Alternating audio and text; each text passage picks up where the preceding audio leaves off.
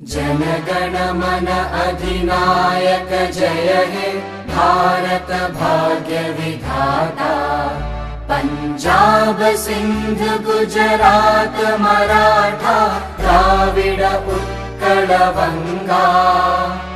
विंध्य हिमाचल यमुना गंगा उच्चल जलधि तरंगा।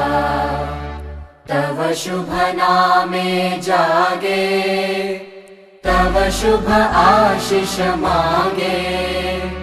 गाहे तव जय गाथा जन गण मंगलदायक जय हे भारत भाग्य विधाता।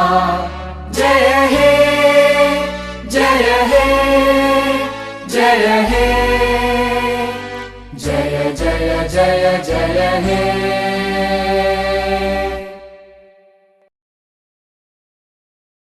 नमस्कार, मैं हूं आपके साथ सुप्रिया और इस चैनल की तरफ से आप सभी को गणतंत्र दिवस की हार्दिक शुभकामनाएं। जैसा कि हम जानते हैं कि आज हम क्या कुछ स्पेशल करने वाले हैं, पर क्या आपको पता है इसका इतिहास, हम इसे सेलिब्रेट क्यों करते हैं और पहली बार परेड कहाँ हुआ था और 26 जनवरी 1950 में सबसे पहले राजेंद्र प्रसाद ने शपथ ग्रहण कब किया था।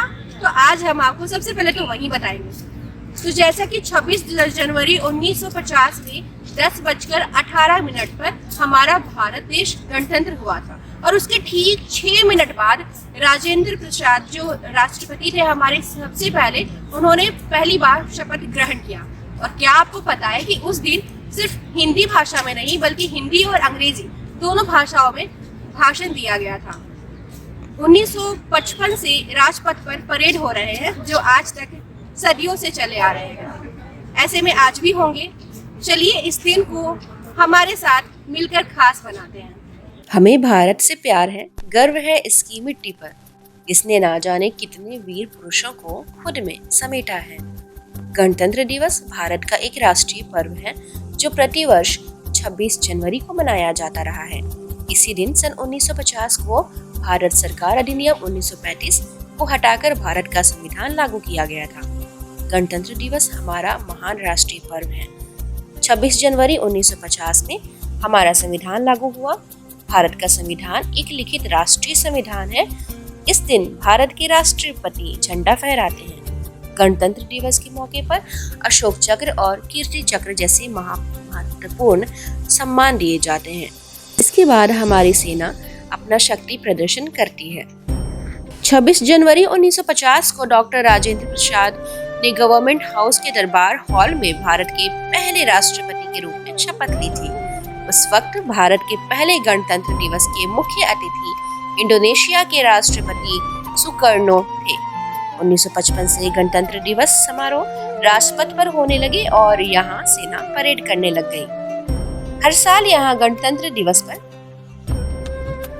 तिरंगा फहराया जाता है, फिर राष्ट्रगान गाया जाता है और 21 तोपों की सलामी दी जाती है। हमारा संविधान खुद में विशेष है। 395 अनुच्छेदों और 8 अनुसूचियों के साथ भारतीय संविधान दुनिया में सबसे बड़ा लिखित संविधान है। साल 1923 में हम 74वां गणतंत्र दिवस मना रहे हैं। आज ही के दिन साल 1950 में भारत सरकार अधिनियम एक्ट को हटाकर भारत का संविधान लागू किया गया था। आखिर 26 जनवरी को ही हमारा संविधान क्यों लागू किया गया था? 26 जनवरी को इसलिए चुना गया क्योंकि 1930 में इसी दिन भारतीय राष्ट्रीय कांग्रेस ने भारत को पूर्ण स्वराज घोषित किया था। 26 जनवरी को गणतंत्र दिवस समारोह पर भारत के राष्ट्रपति द्वारा भारतीय राष्ट्रीय ध्वज को फहराया जाता है। इस अवसर पर हर साल एक भव्य परेड इंडिया गेट से राष्ट्रपति भवन तक राजपथ पर राजधानी नई दिल्ली में आयोजित किया जाता रहा है। इस भव्य परेड में भारतीय सेना के विभिन्न रेजिमेंट, वायुसेना और नौसेना आदि सभी लोग होते हैं।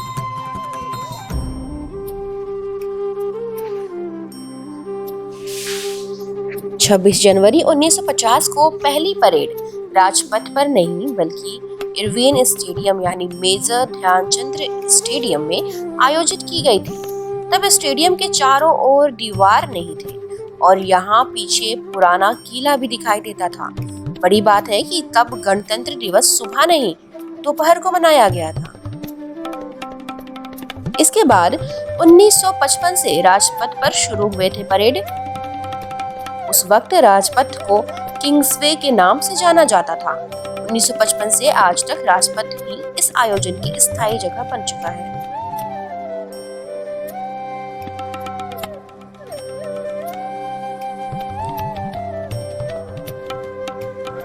क्या आपको पता है हमारा लिखित संविधान कितने सालों में बनकर तैयार हुआ था?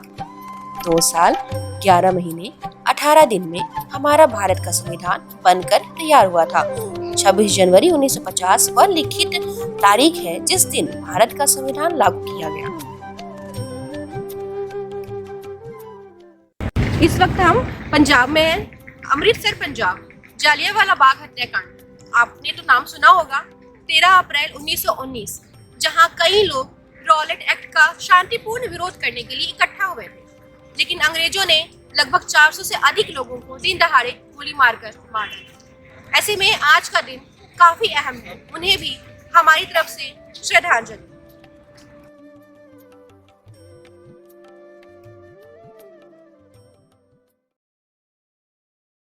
भारतीय संविधान की मूल कॉपी को हाथ में लिखा गया था।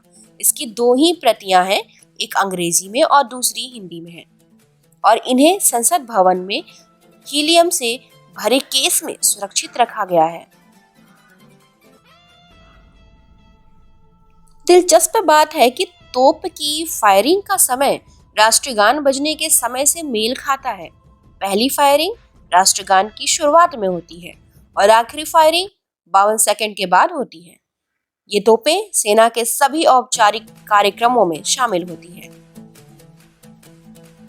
हर साल काफी जोशो उल्लास के साथ हर भारतीय उन वीर पुरुषों को याद करता है जिन्होंने भारत को आजादी प्राप्ति में अपना मूलभूत योगदान दिया। उन सभी को हमारे चैनल की तरफ से भावपूर्ण श्रद्धांजलि।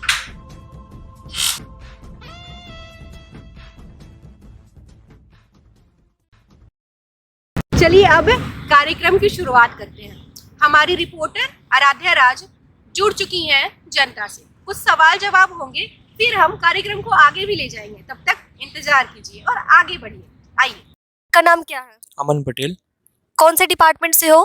Computer science. ओके, तो आप बताओ कि हमारी जो देश की राष्ट्रभाषा है वो क्या है? हिंदी। ओके, हमारी जो राष्ट्रगान है वो कितने सेकंड में गाया गया है? 52 सेकंड्स। ओके, ठीक है। आपका क्या नाम है? श्याम सुंदर। आपका? सुमित कुमार।